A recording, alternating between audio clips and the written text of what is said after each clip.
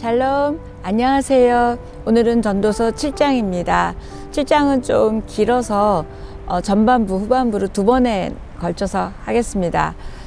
전도서 전반부는요, 해 아래에서 헛되다 이런 표현은 없고요. 뭐가 있냐면 비교 잠언 형태로 A보다 B가 낫다, 뭐뭐보다 뭐가 낫다 라는 식으로 잠언의 이야기들이 들어 있습니다.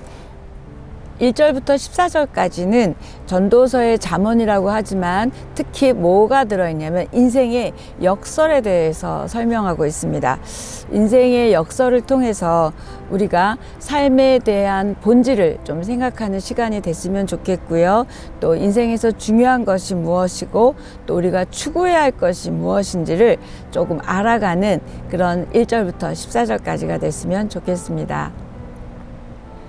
1절에서 2절입니다.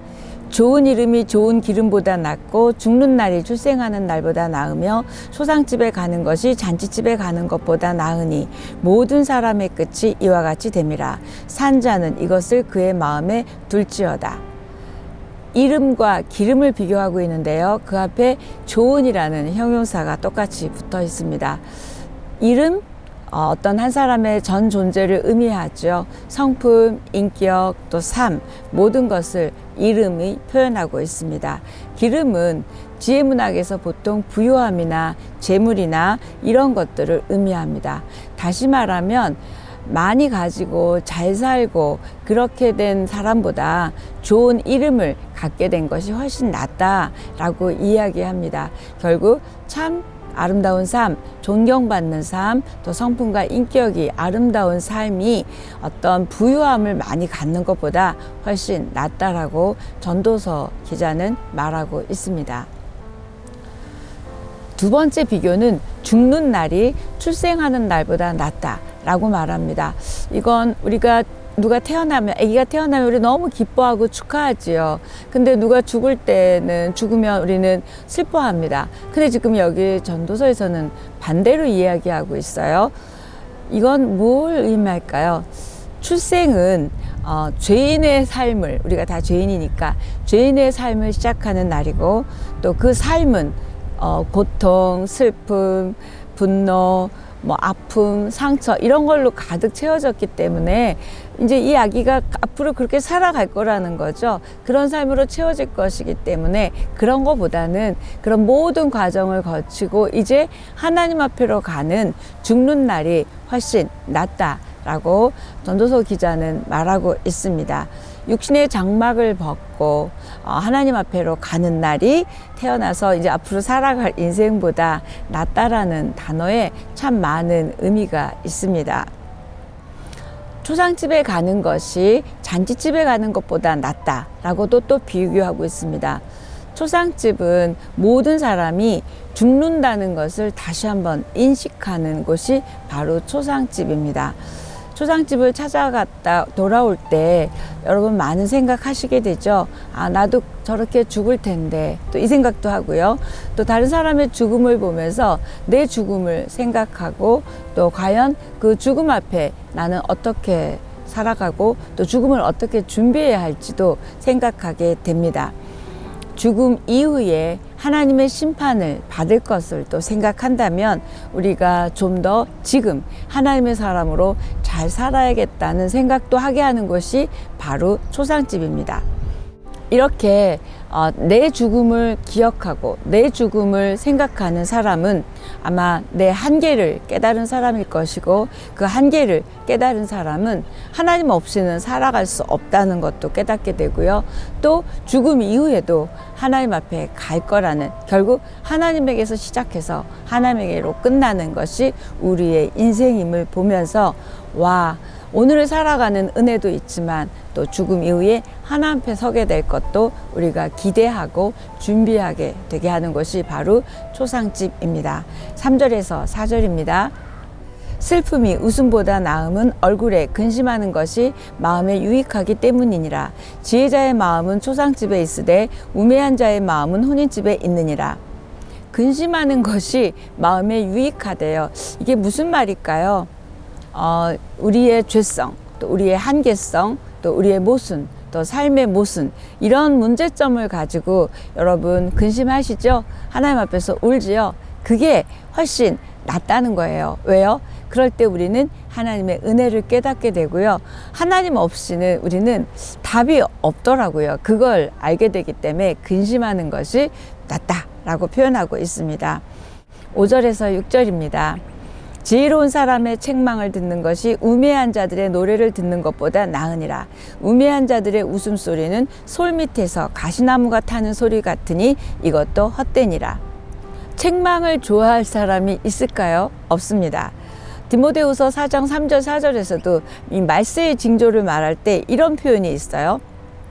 때가 이르리니 사람이 바른 교훈을 받지 아니하며 귀가 가려워서 자기의 사욕을 따를 스승을 많이 두고 그 길을 진리에서 돌이켜 허탄한 이야기를 따르리라.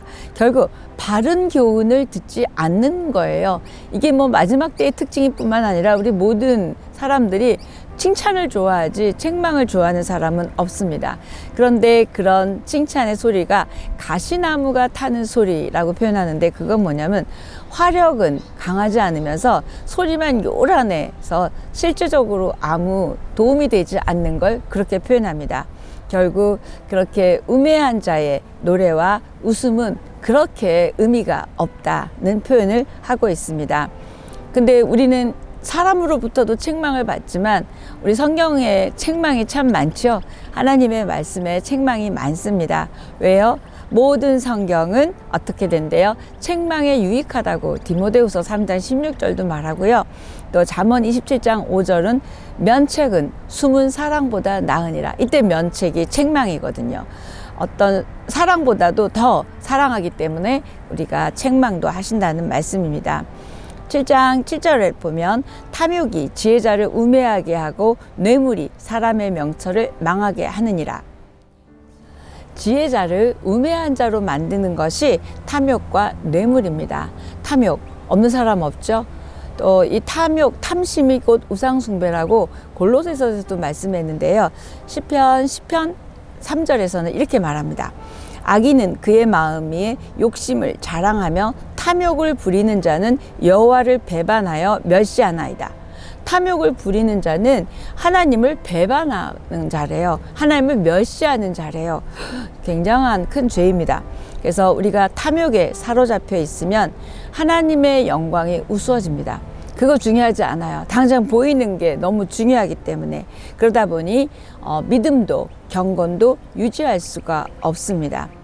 이사야 56장 11절 12절에서도 이렇게 이스라엘 백성들의 리더들이 탐욕에 가득 차 있는 모습을 이렇게 책망하고 있습니다.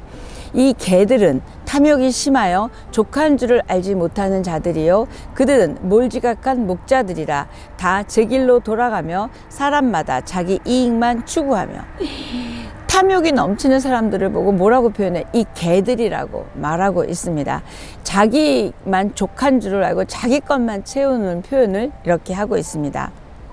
하나님의 말씀으로 배부르지 않고 뭔가 물질로 배부르려고 하는 것에 대해 보면 우리는 영적 허기가 생깁니다.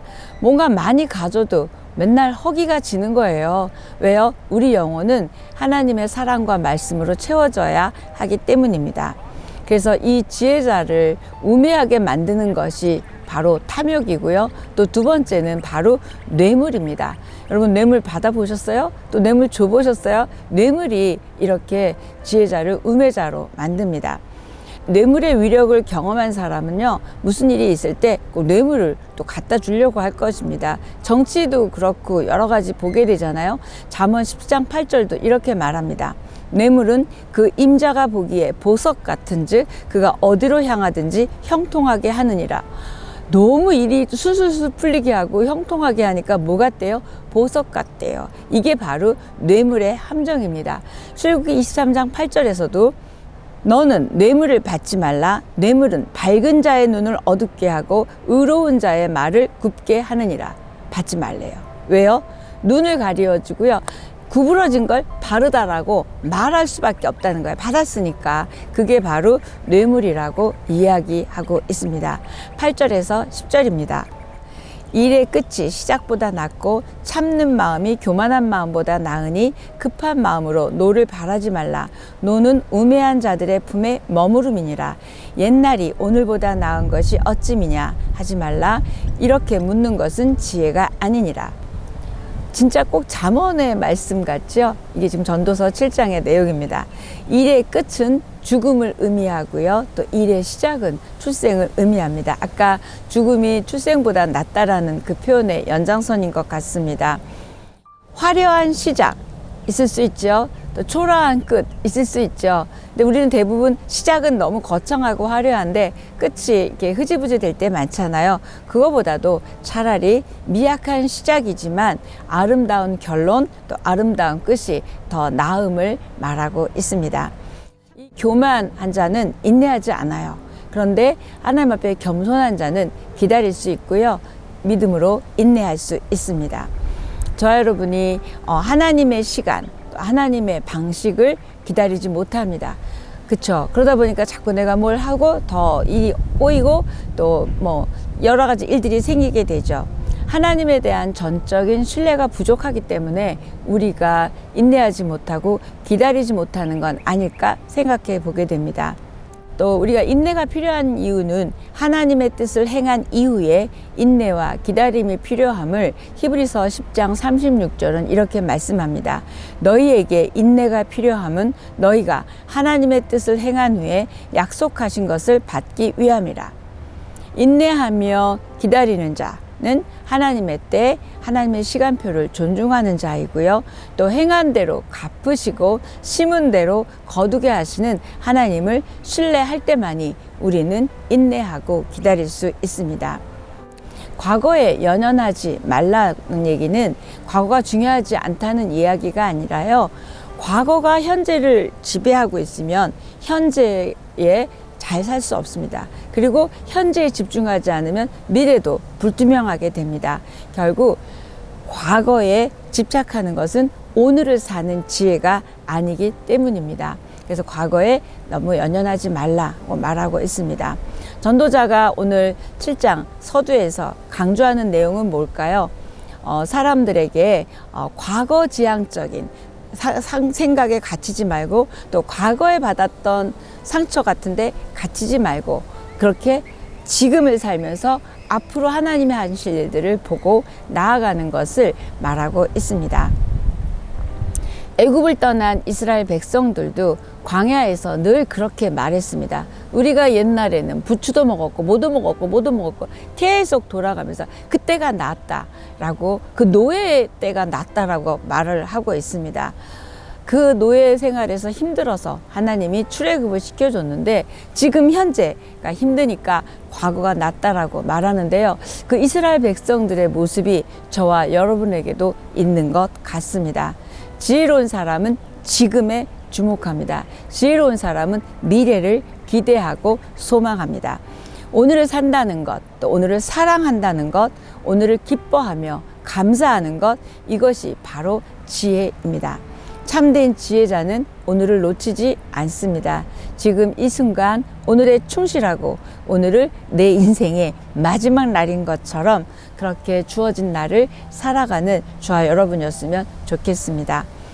지금까지 살펴본 더 낫다라고 말씀한 게 뭐뭐 있었죠? 좋은 이름이, 또 죽는 날이, 초상집이, 슬픔이, 책망이, 끝이, 인내가 더 낫다 라고 말하고 있는데요.